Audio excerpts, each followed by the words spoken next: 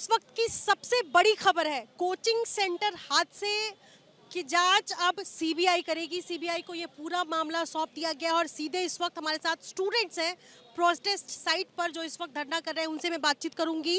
UPSC civil aspirants क्या कहते हैं? जांच अब सीबीआई को दे दी गई है, क्या कहेंगे, क्या प्रतिक्रिया रहेगी आप? मैम, अगर सीबीआई को जांच दी है तो ये बिल्कुल निष्पक्ष होनी चाहिए और इसकी प्रॉपर हमें गाइडलाइंस देनी चाहिए। इसके लिए प्रेस रिलीज करनी चाहिए प्रॉपर, और हमारी जो डिमांड्स है उसके लिए जल्द से जल्द कार्रवाई की जानी चाहिए। हाँ, आप क्या कहेंगे? इस सीबीआई को जांच सौंप दी गई है, इससे क्या संतुष्ट नजर आ रहे हैं आप? लोग को लग रहा है कि निष्पक्ष जांच होगी और उम्मीद है सीबीआई? हाँ मैम, सीबीआई से एक उम्मीद है मैम, एक इंडिपेंडेंट बॉडी है तो उम्मीद रखते हैं कि हम लोग को न्याय मिलेगा। लेकिन जैसा कि ये सर भैया कह रहे हैं कि पहले रिजेक्शन हो गया था, एनओसी नहीं मिला था उनको, लेकिन बाद में एनओसी मिल गया, लेकिन इनका तो कोई बात ही नहीं कर रहा है मैम। तो यही बात दिखाना चाहते हैं। कहते हैं भैया, क्या कहना चाहते हैं? जैसे कि आप देख रहे हैं, इसमें 9 जुलाई की एक फायर एनओसी सब दिखा रहे हैं कि बिल्डिंग के पास फायर एनओसी थी, पर 21 मार्च को इसकी फायर एनओसी रिजेक्ट कर दी थी दिल्ली फायर सर्विस ने 11 अलग अलग कमियां बता के।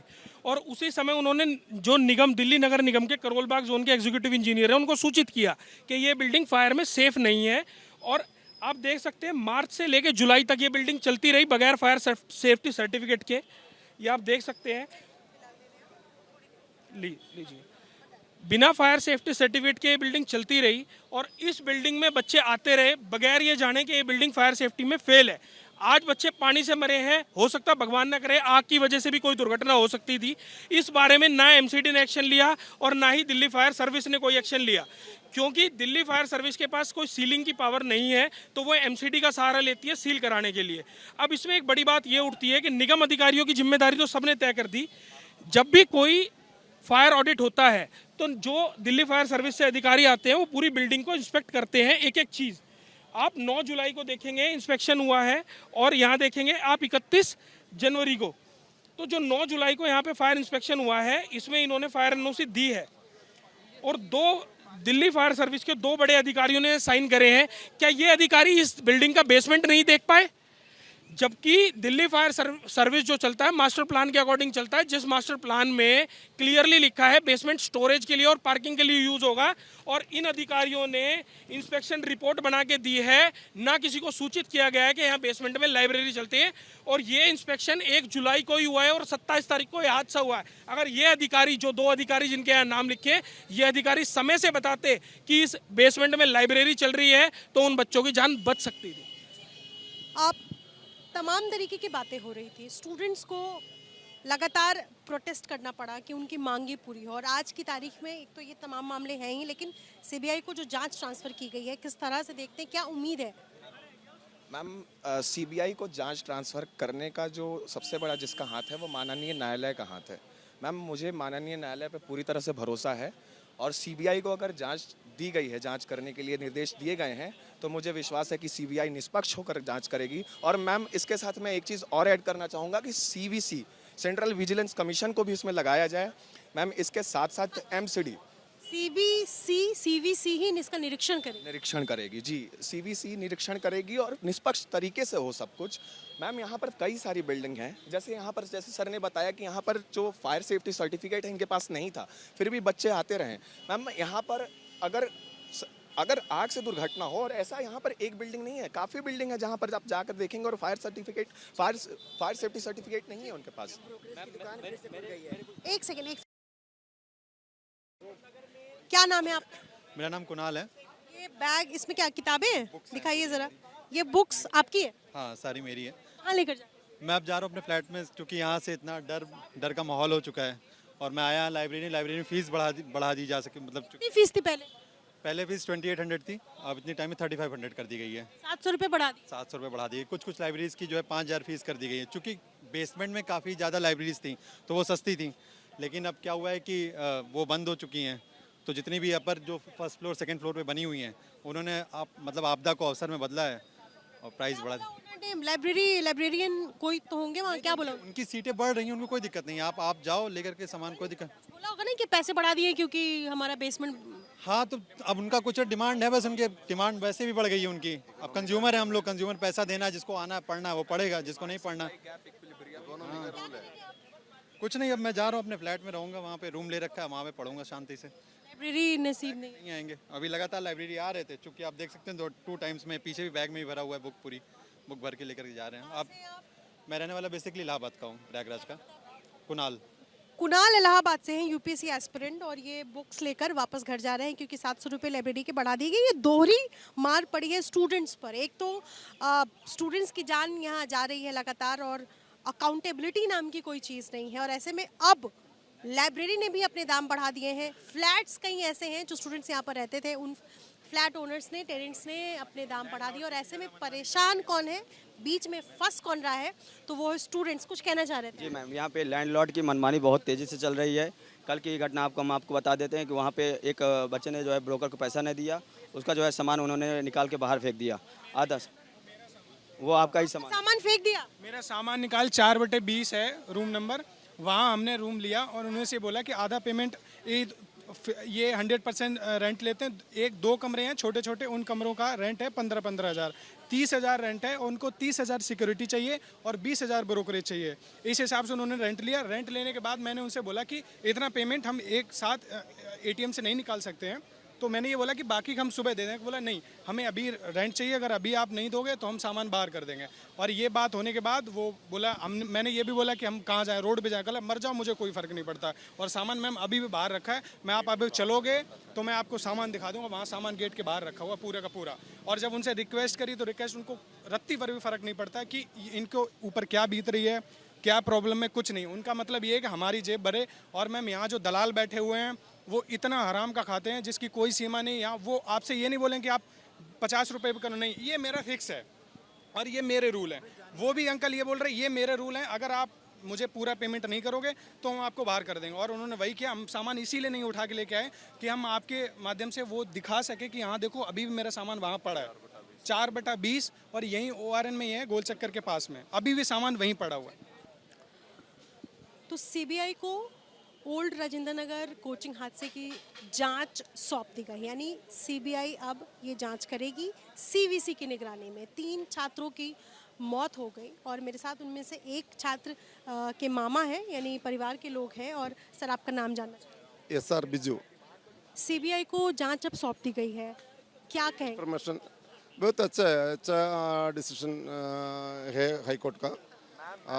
और यहाँ जो कुछ बातें यहाँ छुपा रहा है वो सभी सामने आने का अवसर आएगा। अच्छा है ये डिसीजन। आपको उम्मीद है कि सीबीआई की इस पर निष्पक्ष रूप से जांच करेगी? यस,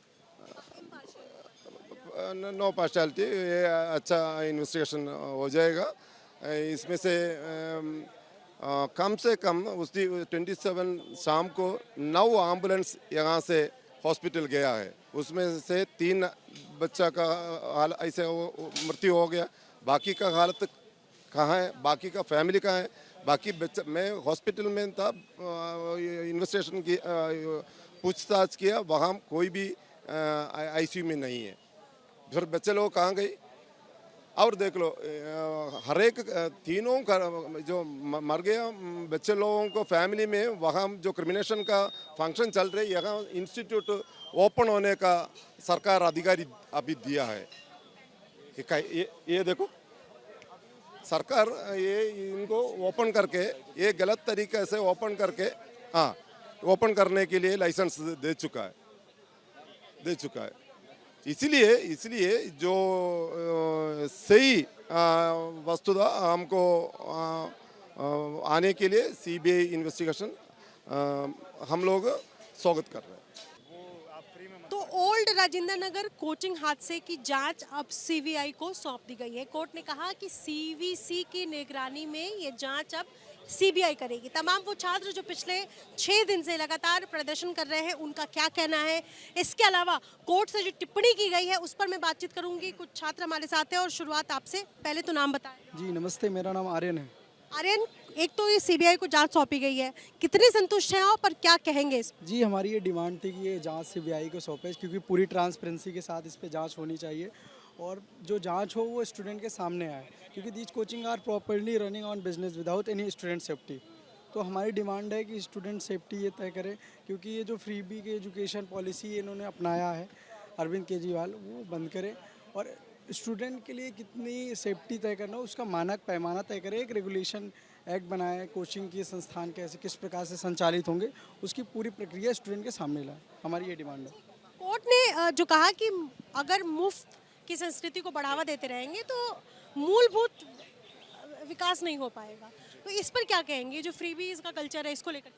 देखिए मैडम, हम अभी इस समय कैपिटल में खड़े हैं और ये देश की कैपिटल है, तो इसमें सबसे ज़्यादा इंपॉर्टेंट है कि इंफ्रास्ट्रक्चर काफ़ी अच्छा हो। जितना पैसा हम इंफ्रास्ट्रक्चर में इन्वेस्ट कर सकते हो इम्पॉर्टेंट है, क्योंकि आजकल बारिश होती है तो इतनी तेज़ बारिश होती है और ना यहाँ पे डिसिल्टिंग की जा रही है, यहाँ के सारे स्टॉर्म ड्रेन्स है वो सारे चोक हो रखे हैं। तो कोशिश है कि ज़्यादा से ज़्यादा पैसा इंफ्रास्ट्रक्चर पे स्पेंड किया जाए। फ्री भी चलिए ठीक है मैडम, वो बात अलग है, पर इंफ्रास्ट्रक्चर काफ़ी इंपॉर्टेंट है, क्योंकि ये जो घटना घटी है इसका मेन कारण है कि lack of infrastructure, lack of security है। अगर यहाँ पे डिसिल्टिंग हुई भी होती, यहाँ पे वाटर चोक जो हो रहे हैं उनको हटा दिया गया होता, तो इतनी बड़ी समस्या यहाँ पे नहीं आती। ये तो कहा कोर्ट ने अपनी टिप्पणी में ये भी कहा कि समझ नहीं आ रहा है कि किसका काम क्या है, तो दोबारा कमेटी बनाने की ज़रूरत है। क्या कहेंगे इस पर? मैम, कमेटी की तो प्रॉपर ज़रूरत है, क्योंकि अभी सबको पता है कि यहाँ पे 9 तारीख को एनओसी दी गई है। जब हम स्टूडेंट एनओसी निकाल सकते हैं यहाँ पर, तो पुलिस वाले जो इन्वेस्टिगेशन 6 दिन से कर रहे हैं, सर मैम थार वाले के अगेंस्ट एक्शन लिया जा रहा है, जूनियर इंजीनियर को टर्मिनेट किया जा रहा है, छोटे छोटे ऑफिसर को। मैम जो ग्राउंड रियलिटी पे ऑफिसर आए थे, जब हम एनओसी पे नाम तक लिख के बता सकते हैं, तो उनके अगेंस्ट एक्शन क्यों नहीं लिया, उनके अगेंस्ट एफआईआर दर्ज क्यों नहीं की गई है। बात रही आप फ्रीबीज की, मैम 200 यूनिट फ्री देते हैं यहाँ पे, लेकिन आप रियलिटी में जाए तो मैम 12,000 रुपये 8,000 रुपये इलेक्ट्रिसिटी बिल आ रहा है 200 यूनिट के नाम पे। मैम बाद में जो एक्स्ट्रा चार्ज 15 रुपये यूनिट तक चार्ज किए जाते हैं। मैम हमारे ये पॉइंट रखे जा रहे हैं यहाँ पे, 15 रुपये यूनिट चार्ज। फ्री बीच का केवल एक दिखावा कर दिया गया है दिल्ली में। मैम अल्कोहल के लिए सबको ये देखना है कि अल्कोहल कैसे फ्री बांटी जाए, लेकिन जो बेसिक एजुकेशन है, हम मैम 18% GST ली जा रही है, अल्कोहल पे हमें फ्री भी दी जा रही है, दारू पे फ्री दी जा रही है, लेकिन जो एजुकेशन है उसके लिए कोई नहीं। एक पब्लिक लाइब्रेरी नहीं है। आप हम इतना टैक्स पे कर रहे हैं, सब कुछ कर रहे हैं, मतलब मैम सर पैसा हम यहाँ पे यूके की तरह दे रहे हैं, सर्विस हमें सोमालिया से भी बेकार मिल रही है। इसका कौन जवाब देने वाला है? कमेटी बना देंगे सीबीआई का, हम बहुत अच्छे स्वागत करते हैं। हमें जो डिमांड तक रखी गई है, क्योंकि 6 दिन से पुलिस वाले इन्वेस्टिगेशन कर रहे हैं, मैम जब हम रिपोर्ट निकाल सकते हैं तो वो नहीं निकाल रहे हैं, मतलब उनके बीच में भी करप्शन है कहीं ना कहीं, वो मिले हुए हैं। लेकिन जब सीबीआई है, लेकिन उसका टाइम बाउंड नहीं दिया है। हाईकोर्ट ने बोला है टाइम बाउंड, लेकिन टाइम बाउंड कितना? 1 महीने, 2 महीने, 1 साल? क्योंकि सबको पता है इंडिया में केस बढ़ते जाते हैं, फाइल पे फाइल बढ़ती जाती है। हमें यहाँ पे इमीडिएट एक्शन चाहिए। ये जो आपके हाथ में कागज है, ये क्या कहता है कि फायर सेफ्टी सर्टिफिकेट 9 जुलाई को दिया गया, जो मैं पढ़ पा रही हूँ। बेसमेंट में स्टोरेज की दी गई है। ये बेसमेंट में स्टोरेज, बेसमेंट स्टोरेज है और अच्छा ये राव का ही है। हाँ राव का है। 1 साल से लाइब्रेरी खुली हुई है। यहाँ पे डायरेक्टर के भी साइन है एमसीडी के, और जो ग्राउंड फील्ड पे जो आए थे वो भी हैं। मैम यहाँ पे आज ये फुटपाथ टूटा गया है, आज फुटपाथ टूटा गया है, लेकिन आप देखिए मैम हर चीज़ के फुटपाथ के साइन के साथ से कितने मीटर आना चाहिए, कितने वो है, लेकिन एक्स्ट्रा फुटपाथ भी बना हुआ है, उसका कौन जवाब देने वाला है? आज एमसीडी एक्शन लेने पे आ गई है, आज हमें दिखावा दिया जा रहा है कितना कि ये एक्शन लिया रहा है, वो एक्शन लिया जा रहा है, बट रियलिटी कहाँ है? ये 2 दिन का एक्शन है मैम। इंडिया के सबको पता है, अगर हम सीरियस नहीं होंगे, आज एस्पिरेंट हम सारे हैं, हमें पता है सरकार क्या करती है, गवर्नमेंट क्या करती है, फाइल पे फाइल बनी जाती है। सीबीआई का हम स्वागत कर रहे हैं, बट उसको एक्शन इमीडिएट चाहिए हमें। टाइम बाउंडेड होना, एकदम टाइम बाउंडेड। एनओसी जब अलॉटमेंट किया जा रहा था, एनओसी किस बेसिस पे अलॉटमेंट किया गया? जो ऑफिसर्स यहाँ पे इन्वेस्टिगेशन के लिए आए थे, वो किस बेसिस पे इसने अलॉटमेंट किया गया? और कोर्ट ने ये भी कहा कि किस एजेंसी का क्या काम है ये पता ही नहीं चल रहा है, अव्यवस्था है, कमेटी दोबारा बनाने की जरूरत है। आप इससे सहमत हैं जो कोर्ट ने टिप्पणी की है? जी, बिल्कुल। हाई कोर्ट ने तो पहली बात तो ये सीबीआई इन्वेस्टिगेशन की बात की है। ये हाई कोर्ट का भी यही चीज़ कहेगी, जो एक कमेटी दूसरी कमेटी के ऊपर, दूसरी पहले के ऊपर जो अपनी चीज़ें अवॉइड करने के ऊपर लगी हुई है, इसी के वजह से तो, क्योंकि ये आपस में इंटरकनेक्टेड है, कहीं ना कहीं करप्शन में हर किसी के हाथ लगे हुए हैं, इस चीज़ में सब किसी के हाथ है। अगर ऑफिसर्स यहाँ पे आते हैं, इन्वेस्टिगेशन कर रहे हैं, तो फिर इतने ग्राउंड लेवल पे, जो कि रोड की लेवल ऊपर है और बेसमेंट के नीचे जा रही है, तो फिर ये अलॉटमेंट्स कैसा किया गया, एनओसी बनाई कैसी गई? और इसके तहत ही हम ये बता रहे हैं कि अभी ये प्रोटेस्ट चल रहा है, अभी मुद्दा गर्म है, ये कुछ टाइम बाद, 1 महीना होगा, 2 महीने होगा, उसके बाद जाके चीज़ें नॉर्मल हो जाएंगी। इसीलिए हम परमानेंट रेंट जो है एग्रीमेंट एक्ट चाहते हैं, रेंट रेगुलेशन एक्ट चाहते हैं। इंस्टीट्यूशन में भी एक क्लास में भी एक हज़ार बच्चा बैठता है, सफोकेशन के प्रॉब्लम होते हैं। हमारे इकोनॉमिक्स के यहाँ सबसे फेमस टीचर है जो संजीव वर्मा, उनकी भी सफोकेशन की वजह से यहाँ पे 2014 में डेथ हुई थी। तो ये सारी चीज़ें यहाँ पे ग्राउंड रियलिटी पे स्टूडेंट फेस कर रहे हैं, इसी के तहत हम कुछ टाइम बाद जाके हम वापस हमारे जो स्टूडेंट्स आएंगे, या फिर जो डेथ हो गई वो तो हो गई, लेकिन हम और हमारे न्यू कमर्स ये नहीं चाहते। इसलिए हम रेंट के प्रॉपर एक्ट चाहते हैं, और इंस्टीट्यूशनल पे और कोचिंग के भी रिफॉर्म चाहते हैं, ताकि ये ऐसी दुर्घटना वापस ना घटे कभी। और हाई कोर्ट का जो डिसीजन है सीबीआई इन्वेस्टिगेशन का, ये तो बहुत सराहनीय है, हम प्रशंसा करते हैं, अप्रिशिएट करते हैं। लेकिन जो गवर्नमेंट ने भी ड्राफ्ट दिया है उसमें कोई टाइम पीरियड फिक्स नहीं है। हम टाइम पीरियड चाहते हैं कि कब होगा ये। ठीक है। सीबीआई को तो जांच सौंप दी गई है, लेकिन आगे क्या? मैम वही सवाल मेरा कि आगे क्या, अभी तो सौंप दी गई है, क्या होगा, कितने टाइम में होगा? अभी तो यहाँ पे लोग इकट्ठा हो रखे हैं, सब अपने हक की लड़ाई लड़ रहे हैं, पर 4 दिन बाद सब जब एक आश्वासन दे के यहाँ से सबको हटा दिया जाएगा, फिर कौन आएगा यहाँ पे? अभी जैसे एलजी साहब आए थे परसों, आतिशी मैम आई थी शायद, जो दिल्ली की जल मंत्री है, उनके यहाँ से जाते ही आधे घंटे बाद आप फिर से देख सकते हैं दोबारा ये पानी का भरा हुआ है। अब की बार ना कोई थार वाला आया, ना कोई गेट टूटा, वैसे का वैसा पानी भरा है। ये यहाँ पे कुमार बुक डिपो आप जाके देख सकते हैं, इसमें अभी भी पानी भरा हुआ है। अगर आप कैमरा घुमाओगे चारों तरफ यहाँ पे पानी निकालने के लिए बुलाए गए हैं सब। बस यही है कि ये पानी निकाल के सीधा का सीधा ले जाए, नहीं तो ये पानी रोड पे आएगा, दोबारा फिर से यहीं भर जाएगा। तो मैं मुझे नहीं लग रहा, अभी तो फिलहाल सौंप दी गई है, पर कुछ नहीं कह सकते मैम। इसके आगे क्या होगा ये नहीं पता। हमारे इनसे पूछिए आप। आप क्या कहेंगे सर? एक तो सीबीआई को जांच सौंप दिया गया है, लेकिन कोर्ट ने जो टिप्पणी की, जिसमें कोर्ट ने कहा कि अगर हम मुफ्त की संस्कृति को बढ़ावा देते रहेंगे, फ्री बीज के बारे में, तो मूलभूत ढांचे का विकास कैसे होगा? हाउ डू यू सी?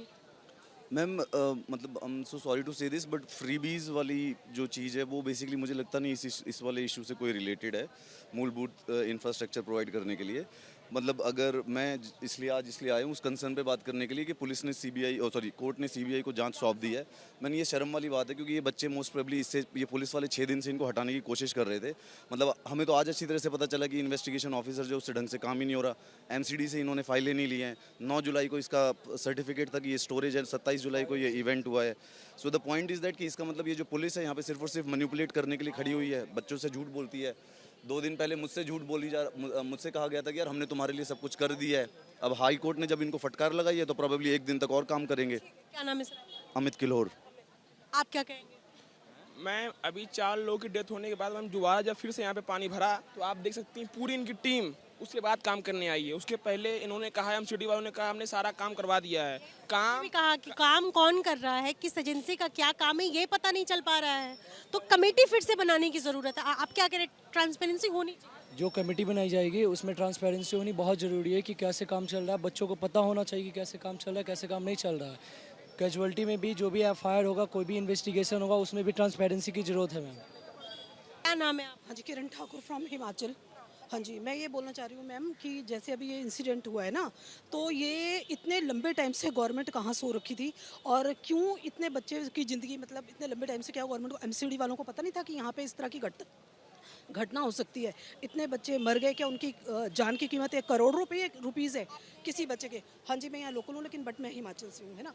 लेकिन मैं ये बोल रही हूँ कि इतने बच्चे जो यहाँ पे पढ़ रहे हैं अनहाइजेनिक कंडीशन में, ऐसे कंडीशन में बच्चे इतने 10 बाई 10 के रूम में बच्चे रह रहे हैं, क्या ये उनके स्वास्थ्य के साथ खिलवाड़ नहीं है? इन बच्चों का अरेंजमेंट, अगर ये अलग अलग स्टेट से आए ना, तो गवर्नमेंट ऐसा करे कि आगे के लिए सावधान हो जाए, और यूनिवर्सिटीज़ में ही जहाँ ये बच्चों की एजुकेशन ख़त्म होती है ना, वहीं आईएएस की कोचिंग होनी चाहिए। आईएएस की कोचिंग का अरेंजमेंट जो है यूनिवर्सिटीज़ में होना चाहिए, ना कि बच्चे यहाँ कोचिंग सेंटर में आए। और ये जो टीचर्स हैं, इनको ठीक है गवर्नमेंट एम्प्लॉय में रख लिया जाए, बट ये सारे इंस्टीट्यूट जो है ये बंद होने चाहिए, क्योंकि यहाँ बच्चों का इतना ज़्यादा खर्चा आफ्टर ग्रेजुएशन, या कोई बच्चा 3 साल या 4 साल या 2 साल या 1 साल में आईएएस का टेस्ट क्लियर करता है, तो अगर वो 3 साल भी लगाता है ना, तो वो वैसे ही एलिजिबल है किसी गवर्नमेंट जॉब में, उसको छोटा सा एंट्रेंस लेके उसको गवर्नमेंट जॉब दी जाए। मैं आप? मेरा डॉक्टर विक्रम चौरसिया हुआ। विक्रम जी, मुझे ये मेरा सवाल है कि ये पूरा केस सीबीआई को ट्रांसफ़र कर दिया गया है, क्या कहेंगे इस पर? ये बहुत ही सराहनीय कदम है। सीबीआई की जांच के साथ साथ सुप्रीम कोर्ट का भी निगरानी होनी चाहिए, ठीक ना, क्योंकि संदेहात्मक, आपको भी पता है चीज़ें, बोलने की जरूरत, देश जान गया है कई बार। और जिन छात्रों के साथ आज लगातार अन्याय हो रहा है, इनजस्टिस हो रहा है, उसको जस्टिस तो मिला। ये जो हमारे भाई मारे गए हैं, ये सिर्फ ये इंस्टीट्यूशनल्स कहीं ना कहीं मर्डर है, ये सिर्फ हत्या नहीं, मौत नहीं है। क्योंकि लोग अपने ड्यूटीज की बातें तो करते हैं, लेकिन उसको फॉलो क्यों नहीं करते हैं? ये सारे इंस्टीट्यूट्स कोचिंग वाले बिल्कुल शांत थे जब से हम लोगों ने यहाँ बैठना शुरू किया, मुखर्जी नगर में बैठना शुरू किया। आज बेसमेंट सब कुछ सील हो रही है। हम और आनंद भैया मिलकर हम लोगों ने राष्ट्रव्यापी प्लानिंग आज हम लोगों ने किया है 5 तारीख से हंगर स्ट्राइक पर बैठने जा रहे हैं। क्यों बैठने जा रहे हैं? यहाँ भी हम बैठे थे, लेकिन राष्ट्रव्यापी ये समस्या है, चाहे कोचिंग माफिया हो, चाहे शासन के जो तंत्र हैं जो मिले जुले हैं, छात्रों के हित के लिए कभी भी ये लगातार देखा जाता है कि सीरियस नहीं होते। वहाँ घटना घटती है, जैसे हमारा भाई नीलेश भाई मारा गया, मेंस लिखने वाला था, उसके 4-5 दिन के बाद यहाँ घटना घट रही है। अगर मैं शासन उसी वक्त जग गई होती, कोचिंग बंद हो गई होती, उसी वक्त लाइब्रेरी उसी वक्त बंद होती, तो इतनी बड़ी घटना नहीं घटी होती है। तो क्या ड्यूटी सिर्फ हम ही फॉलो करेंगे? ये नहीं फॉलो करेंगे। ये डिजास्टर मैनेजमेंट पढ़ाते हैं, ये ड्यूटीज पढ़ाते हैं, एथिक्स पढ़ाते हैं, लेकिन ये सारे कहाँ सो जाते हैं? आखिर में हम छात्रों की सुरक्षा का ध्यान कौन रखेगा? तो हम अंतिम सांस तक हंगर स्ट्राइक पर हम और आनंद जी बैठने जाए। आनंद जी कुछ बात बोलेंगे, अपनी बातें रखेंगे, पूछेंगे। आनंद मोहन नाम है मेरा। मैंने सिविल सर्विसेज परीक्षा यूपीएससी का 2 बार इंटरव्यू दिया हूँ, 3 बार मेंस लिखा हूँ। आप ये पूरा बिल्डिंग देख रहे हैं, ये पूरा बिल्डिंग हम लोग का पेट का जो भूख है, जो भोजन का जो हम लोग का अधिकार है ना, उसको छीन करके इतना बड़ा बड़ा बिल्डिंग चलाया जा रहा है। ठीक है, आप समझिए कि 12,000, 14,000, 15,000 रुपया यहाँ हर महीना वो बच्चा खर्च करता है जिसका घर का शायद मासिक इनकम, मंथली इनकम भी शायद उतना नहीं है। किसी तरीके से कर्जा करके, ज़मीन बेच करके, जायदाद बेच करके, माँ का गहना को बेच करके जो है यहाँ पर बच्चा लोगों को भेजा जाता है। तब इतना बड़ा बड़ा इमारत जो आप देख रहे हैं, चमकता धमकता इमारत, अंदर एसी पूरा एकदम, मैम लोग पूरा एकदम रंग पोत करके आती हैं, पढ़ाते हैं। ठीक है, अच्छी बात है, लेकिन इस सारा ही चल रहा है हम लोग का इससे। ठीक है, ये सारा हम लोग का मानसिक, आर्थिक और सामाजिक शोषण। यहाँ से 2 साल के बाद बच्चा लोग घर नहीं जाता। पता है क्यों? क्योंकि 2 साल से वहाँ फीस लेता है, 2 लाख 2.5 लाख खर्चा करा दिया, महीना